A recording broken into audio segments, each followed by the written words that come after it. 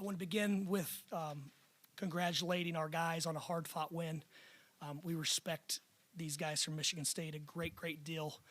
I still remember being a little kid growing up in southern Indiana, and I didn't get to go to very many IU games. And there was one game I went to, and I think Sean Rispert probably put up 44. And there's these moments as a little kid that you're like, wow, like to be a part of those types of environments. And tonight felt like that. This was electric. I'm not saying we got a very warm welcome, but this was a good sign for our guys to be able to battle in this type of physical game and come up with enough rebounds and loose basketballs to get over the hump against a team that we struggled with last year. Speak to kind of rough start to the second half, and then the way your guys made plays down the stretch. Merez with the screen and some big rebounds, and Yaxel with some plays, and Elliott obviously with big shots too. Yeah, we were struggling to find any rhythm offensively, and you're always in a pickle when we feel like we're always in a pickle. That do we continue to play fast when you have a 10-point lead, or do you try to manage the game a little bit better? And we're so proficient out in open floor that we really never want to stop going to that. And we just made a few bad decisions. We gave them easy baskets. We got the crowd into it. I didn't do a good enough job of calling a timeout. I thought we were settled in. I thought we would need them late in the game as we did. And, we didn't manage that stretch very well. But I also thought they came out with the mindset that they were going to put their head down and get to the rim and put the onus on the officials every possession. And I would say this, that the three guys worked tonight. They had a very difficult job, and they earned their Big Ten salary for the last 2 hours. One of Yaxel's best games in a Michigan uniform, 26 points. I guess what went into his consistency in terms of his scoring for you guys tonight? I thought he was just around the ball. I think the 6 offensive rebounds, and this is just off memory, that I think each of those were the deciding plays. Obviously, we went down 2. Cheddar hits a 3 to get us up 1, and I felt like our next several baskets were loose ball rebounds, tip outs, and then we were able to get to the bonus, and he obviously made big free throw after big free throw in a very intense environment. And so just proud of his resolve and his ability to step up and be capable of getting the job done. Yeah, Dusty, obviously this game in and of itself is huge, but that's 2 top 5, top 10 wins in a row. This was kind of a pivotal week in terms of your season. What did your guys prove tonight? I think we proved that we can still win in different ways. We haven't been in 2 games like we were in this week where there was so little movement. You're challenged for every inch of the court. You're challenged for every step. And so last year's team, we didn't respond very well once the Big Ten got into this part of the season. And we addressed that through recruiting. And our guys were able to do that tonight. They were able to get just enough space and separation and create the angles, and guys stepped up and made plays. Dusty, I'm wondering about the stretch. You mentioned about the 3 from Cheddar, but the stretch there that Elliott had with the dish to Morez and a couple of the buckets that he had. How big was that in kind of putting the game away there, and then just the overall battle between Elliott and Fears tonight? Well, 2 elite point guards. That's one thing about the Big Ten. There's about 10 high-level point guards, and I may be forgetting a few. I'm not sure Fears isn't as good as any of them. I'm taking Elliott against anyone. I thought his little short 6-foot hook floater was the play that forced them to give him a little more tension, and then he got those easy baskets. And as you guys know, most of you guys are Michigan State people. You watch their games. It's not easy to get a dunk against them, and I thought Elliott and Merez were able to generate some great looks with their physicality, but most importantly, just going up through contact in the paint. But it was a credit to Elliott. We just put the ball in his hands and tried to camouflage what we were doing just a little bit without overcomplicating it, and he got us some great looks. Dusty, to have an 18-point lead early here and then fall behind in the second half and come back and win, is that almost something you needed to see from your team or wanted to see how it would handle probably the toughest place you can play? No, I would rather us kept that 18-point lead and maybe built on it and played great. But we also have to be able to win these types of games in the Big Ten tournament, that'll be important to us, the Big Ten regular season, the NCAA tournament. And so, no, every one of these games, especially against a culture like this, I mean, those guys, it's, equated to the Indiana football team. Like, those guys are old. I mean, you look at their front line, they're seasoned. They've been around the block and fought in some battles. So for us to compete at their level and then figure out a way to not collapse when it looked bleak, I think, for everyone wearing maize and blue, and to find a way, it's going to help us going forward, because we'll refer back to these moments and give this is going to give our guys even more confidence. Dusty, for the way the night started of walking out of the tunnel and getting that welcome that you talked about from Michigan State fans, it's become memes. It's an image that's gone all around the internet. Can you categorize what the decision was to walk out there before your guys and kind of soak in that welcome before they stepped out there in this environment? I was actually just taking a peek. I thought when we pulled in, the students were still lined up down the block. And even when we rode in at the Kalamazoo entrance or whatever, there's a long line. And I assumed it was students. I was like, okay, they're not in yet. But, man, this is like we're building. This is a big time. There's a lot of anticipation for this game. And so I walked by and I was greeted as soon as I stuck my head out on the court, and at that point I was like, there's no way I'm ducking and running from this smoke now. This stuff doesn't bother me. And so I just let them get all their frustration and their animosity out early, and then that way they can enjoy the game. So I felt like I contributed to the environment just a little bit. Coach, what did you say to your team in that final timeout with like 30 seconds left? That we need to keep our composure, that we're going to play again, and not to get caught up in any riffraff. Yeah, Dusty, just the streak, not having one here in several years, what does that mean to the team? And also, you said last year that you said that you learned last year that there was too much emphasis placed on the game versus playing the game itself. Do you think the team lived up to what you wanted them to do as far as their emphasis? Well, if you're resulting, absolutely, we did everything right. But I do think a lot more focus was put on what we needed to do to beat Michigan State. And if we were going to beat them, we had to be very sound in these areas. So that was really the extent of it. Merez Johnson, these guys have been in these environments. These Big Ten guys, Adai, Merez, the Big Ten guys, Elliott played at Cameron. I'm sorry, whoever phone that was. So they've been in these environments before, so we didn't talk too much about it, and they were aware. These guys are on social media. They watch basketball. So, but anyway, if that answers your question, no, we just focused on what we needed to do to win the game. Pardon? Yeah, once again, we stole it from it was the Indiana at Penn State football game, and I thought their coach made a great point. Coach Signetti just said, this team's never played here, so we just kind of went into it. That, obviously last year we were 0-2 against these guys, but this team that we have in our locker room, they were 0-0, and so we're not talking about what the past teams have done. Obviously, this is important for our fans, but for us, this was more about winning a Big Ten game on the road and staying in a hunt, because we've got a very challenging schedule coming up. Dusty, when you talk about a difference in a year, what kind of growth has this been for you, being in this program, being a leader, and the healthy respect you have for Michigan State, just going from what last season was like to right now and going forward? Well, like I said, there's a few programs in our league that have 40 to 50 years of culture, tradition, and it's just running like a well-oiled machine. We're still held accountable that we don't have 50 or seniors in year two. And so we're trying to build it with the right type of people, but we're also our job is also to put the best team on the court for Michigan to win, and for us to be successful with our culture and it has to be great guys that care about other people, that want to work together and do it as a unit. And so we've made a big jump in year two, but I want to give our guys from last year a lot of credit.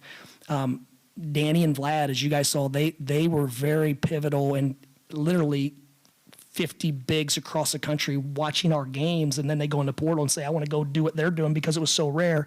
Now, we didn't break the news to a lot of them that you can't do what they're doing right now. That's pretty special with their skill set. So we weren't very transparent with that. But credit last year's team. They gave us a glimpse of what we could be, and then this team has such a high ceiling. We're not anywhere near being where we need to be if we're going to win a regular season championship, which is the ultimate marathon. Dusty, I know you weren't able to hold on to the 16-point halftime lead, but what did you like about how your team played in the first half? Well, to be honest, I thought we made some errors that allowed them to get some easy baskets and stay in a rhythm. For example, we fouled twice about 90 feet from the basket, and it wasn't that both of those times gave them 2 free throws, but it put them in the bonus earlier, and so those fouls, I think it led to 6 points with uncharacteristic or undisciplined fouls by us led to 6 points by them. So even with us playing that well, we felt like that we should have had a little bit bigger of a margin, and we knew they were going to come out. We knew what was going on in that locker room, and they were going to come out fighting and swinging, and they did. They came out, and they looked like a well-oiled machine after halftime. Coach, thank you so much. Thank you, guys. We'll have Trey, Elliott, and Yaxel available outside our locker room.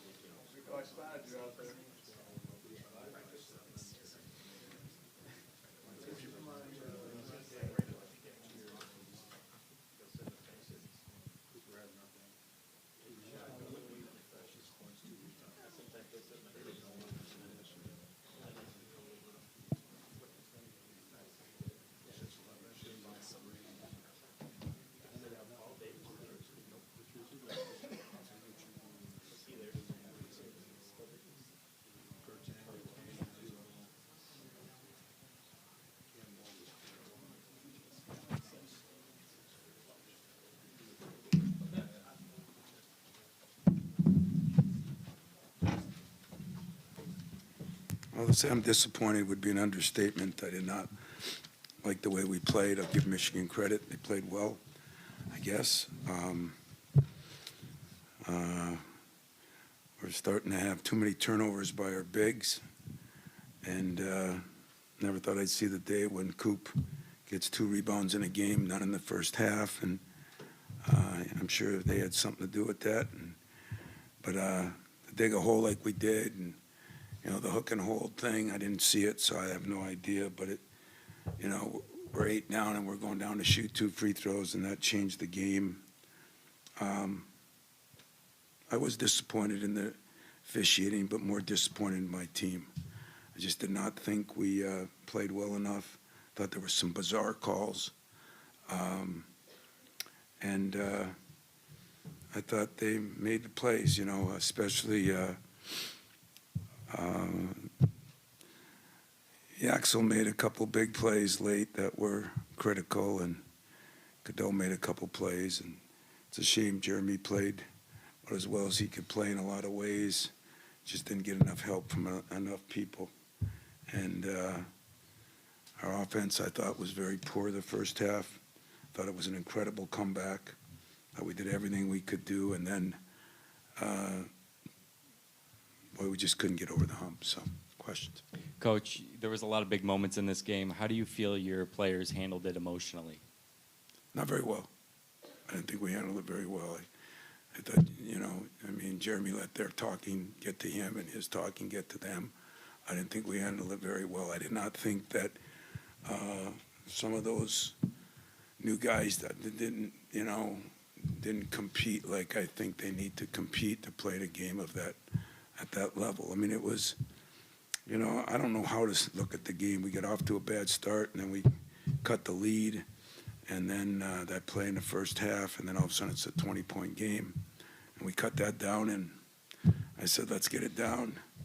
The 12-minute mark, let's get it to 10. I think at the 15-minute mark, it was down to 5.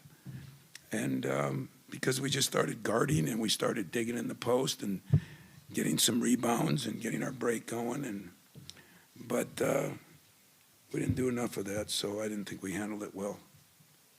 So I'm wondering about Jackson, 4-13 tonight, and looked like he struggled a little bit inside, but he hit a couple big shots too for you guys. Where do you feel like he's at right now in terms of Well, he's playing just too many confidence? minutes. We had no choice. Our young guys just did not.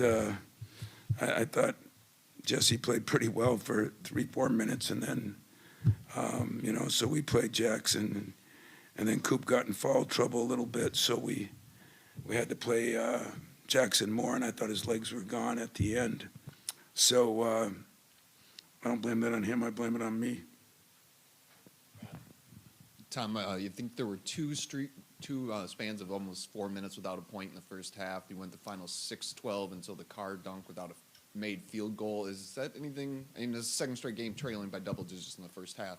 Is it just not making shots tonight, or was there something more to what you saw in that opening? I didn't think we when we didn't rebound, we didn't run, and I didn't think we moved the ball very well, to be honest with you. Again, they probably deserve some credit for that.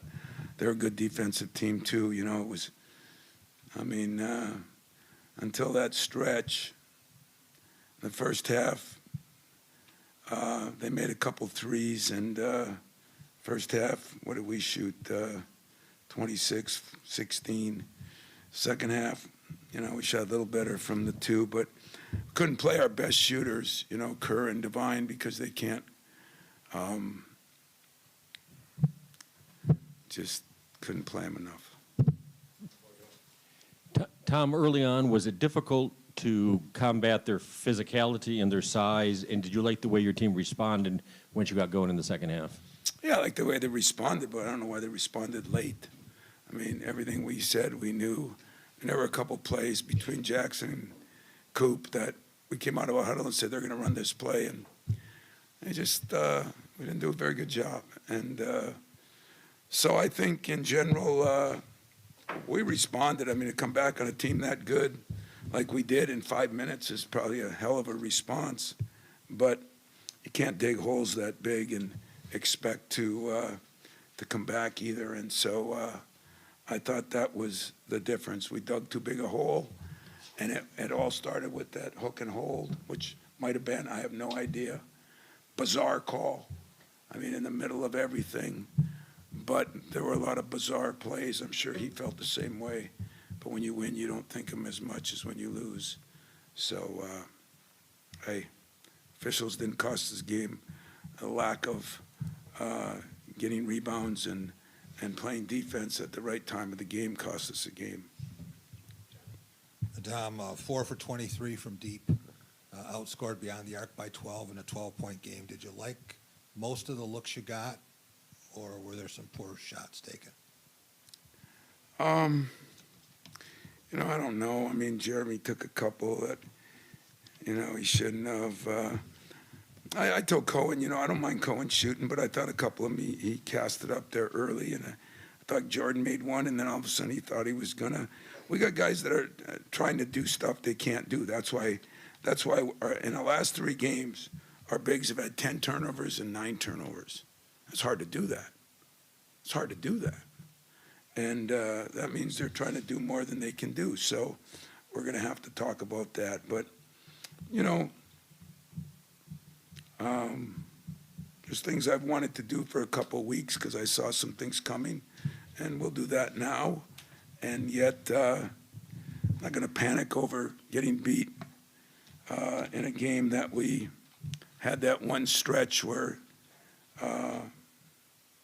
just a bad stretch there in that first half, and then the second half, battle all the way back, and then don't quite get it done at the end. We gave up, I think, 3 rebounds at one time, and they hit a 3. Those are daggers, you know, and give them credit. They did it, and they got them. Tom, Jordan Scott starting the second half. What went into that decision, and what can he bring later on in the But season? went into now that he has decision, experience?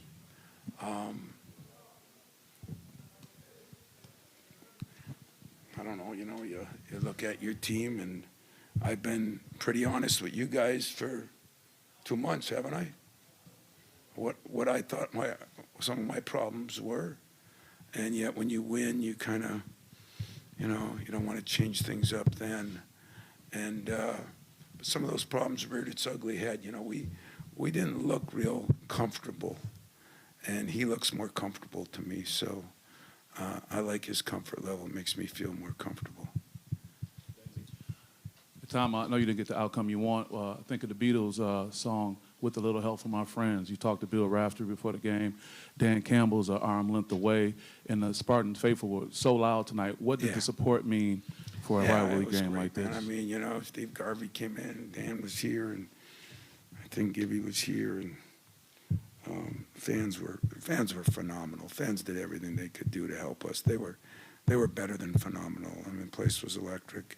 We just didn't give them enough to be electric about. Second half we did. And Michigan's good. They got a good team. They have a lot of size. They can play different ways. You know, we didn't do some things that we needed to do, and when we got the lead, we didn't do what we do best. We didn't get stops or rebound. I mean, somebody told me that we had no second chance points 90% of that game. I got a couple at the end to make it look good. That's not like us. That's not who we are. Tom, your teams are kind of known for your physical identity and stuff going up and down the court like that. Is it harder to prepare for a Michigan team that has the size that it has going into a game like this? Yeah, they have enormous size. They have the biggest size. Maybe Illinois' got different size, but not as athletic as size. They got as good a size as anybody in the country. And so, yeah, it's difficult, but we didn't move the ball. You know, we wanted to move people, and we didn't do that. Second half, we did that, started getting some of those lobs and things, and so we didn't do a good job of that. That's my fault. That's our fault.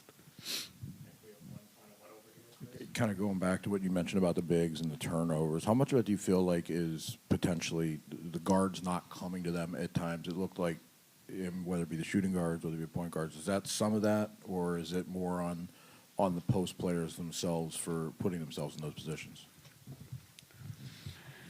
You know, I don't know. I mean, if somebody doesn't come to you, we didn't get any 10-second calls, did we? Or 5-second calls. So, I mean, you got the ball. I mean, I don't know. I'll have to watch the film, but this has been 2-3 games now where they've done this, and that's I think, trying to do more than they really can do. And, I didn't think we did a very good job moving the ball, and that created some of those problems, made it easier for their size to be big instead of moving their size with some athletics. And I didn't think we did that. And then he changed his lineup too and went smaller.